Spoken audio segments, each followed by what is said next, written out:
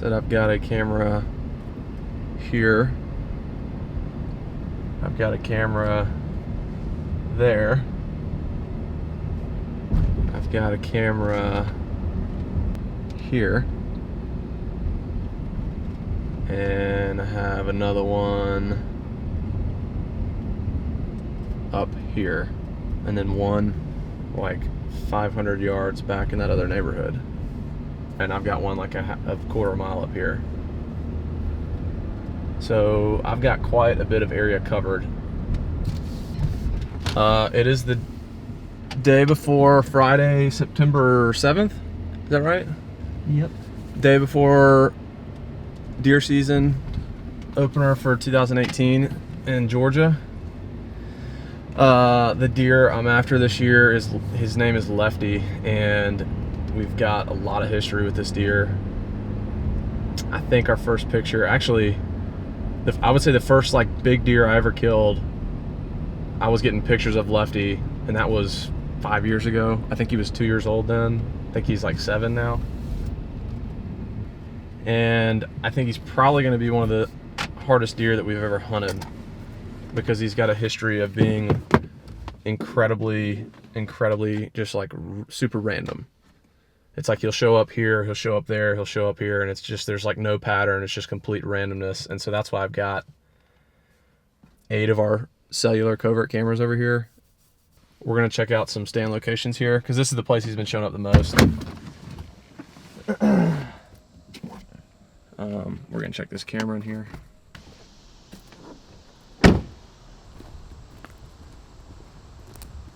I fed him all summer over here, and this is kind of the situation that happens in the suburbs. I had permission over at this place for like, well, I guess the last 5 years, and they had a family friend or somebody that approached them about hunting, and they decided to give them permission and take ours away. So my game plan was to hunt him there, but I think it's kind of a blessing in disguise, because it kind of, you know, made me get up and get after finding this deer, getting new spots, and kind of really honing down on his core area.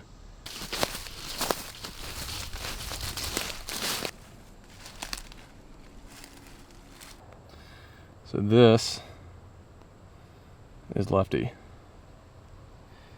He is a freaking beast.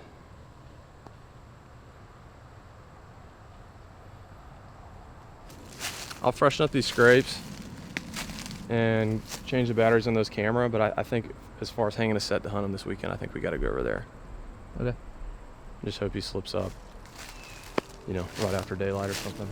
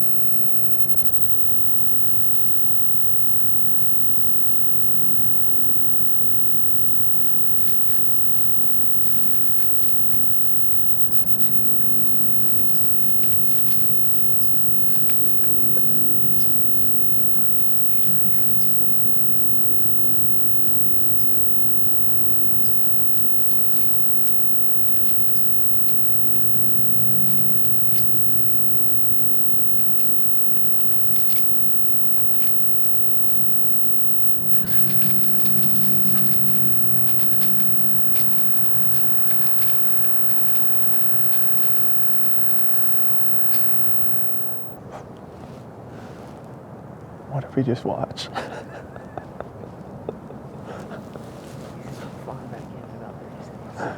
That was the most bizarre thing I've ever seen.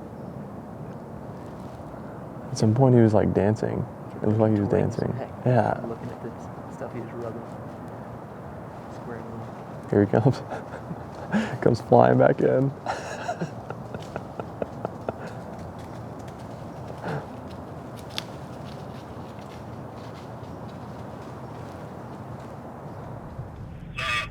You are not going to believe what we saw this morning. Bobtail pop? No, if we didn't have it on camera, I don't think you'd believe us. A deer walking around on his hind leg? No, we had a deer that was doing a like a dance ritual in front of us. He was pretty much, Cool. he was just like dancing.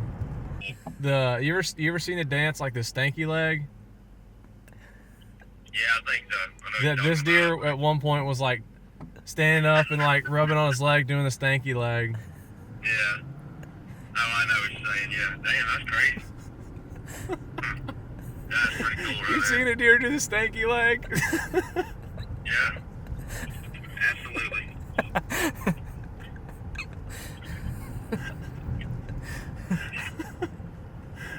Well, then you've seen it all, my friend. Yeah.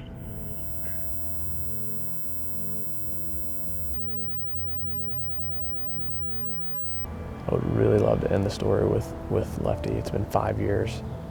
We've known of him and watched him for literally 5 years.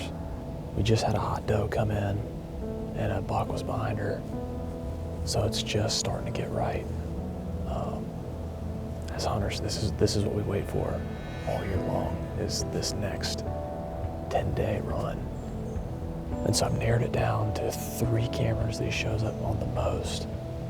And it's going to be a rotation that I'm going to do of basically rotating in and out of these 3 spots, depending on where the deer are at. It's like there's a group of does and a group of deer, and they go in these rotations between these spots. And so it's getting that real-time information from the covert cell cams that can put me in the right tree at the right time around those deer. So I think that basically I'm on day 2 of what I'm calling a 10-day run, where I'm sitting every morning and every evening that I can.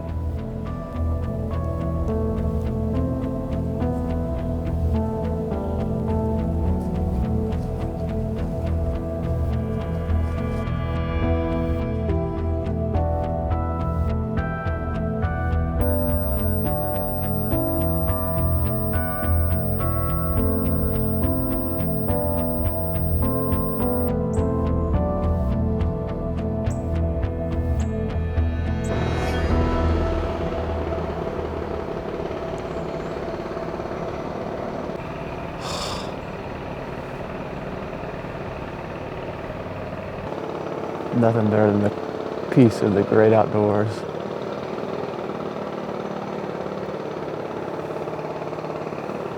And a jackhammer going off about 50 yards behind you.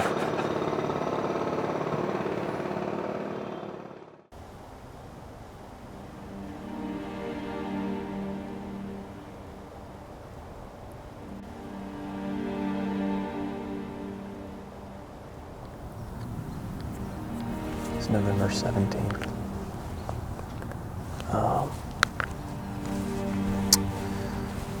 I was kind of gonna make a 10-day run at being in the stand every day for 10 days. And actually earlier this week, my grandfather passed away. He was the one that always would take me fishing, take me outside. Really, he was the one that kind of introduced me to the outdoors and helped me find my passion. He was a really big influence in my life and my faith, and I really, really looked up to him. But I honestly think that, I think that sometimes we get caught up so much in the chase and the hunt for these deer that, constantly praying, but I swear sometimes that we're guilty of, putting the hunt first. And that's not how it should be.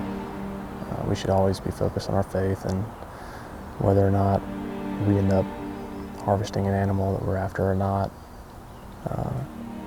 it's all about the experience and getting outside and enjoying what God's created, being still, reflecting on really what's important. And we're so passionate about these deer sometimes that I think that we,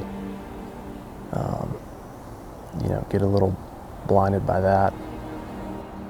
So something like that happening with my grandfather's really just kind of brought me back and put things in perspective of me on what's important, your friends, your family, and your faith.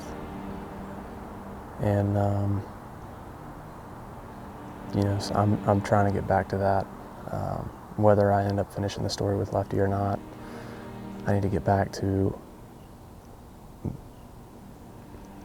enjoying these hunts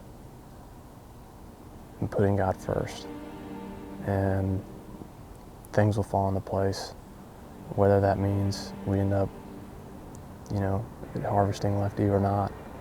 Things will always fall into place. That being said, it's November 17th, it's the middle of the rut. Lefty was gone for 5 days. He actually showed up last night for the first time in a while, right here under the stand twice on a doe. So it's getting right. It's like the perfect time of year. So I'm excited. Hopefully something will happen, but if not, I'm gonna sit here and I'm gonna enjoy myself and soak everything in.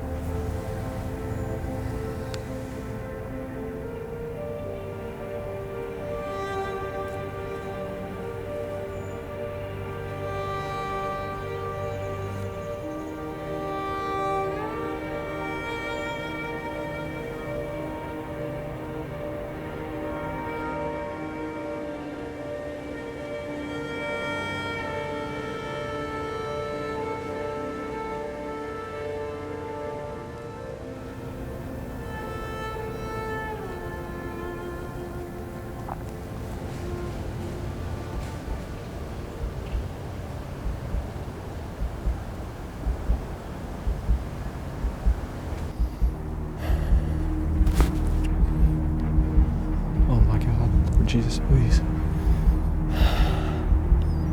Lefty's coming.